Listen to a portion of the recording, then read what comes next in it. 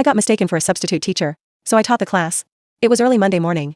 I'd pulled an all-nighter finishing my essay and showed up to campus way too early. I was wearing a button-up shirt and carrying a stack of papers because I'd printed all my homework. While I was walking past an empty classroom, a secretary poked her head out and said, "Are you the sub for Mr. Alvarez's first period?" My brain was too tired to process, so I just said, yes. She waved me in. I sat behind the teacher's desk, still convinced someone would figure this out. Then the bell rang. 30 teenagers walked in and immediately went quiet. A kid in the front row raised his hand and said, "Are you the new sub?"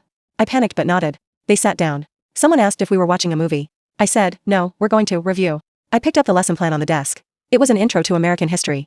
I hadn't looked at that since high school, but I started talking about the Declaration of Independence like I was Ken Burns. We spent 45 minutes going over the main ideas, and I improvised questions to keep them busy. When one student asked if there would be a quiz, I said, "Of course."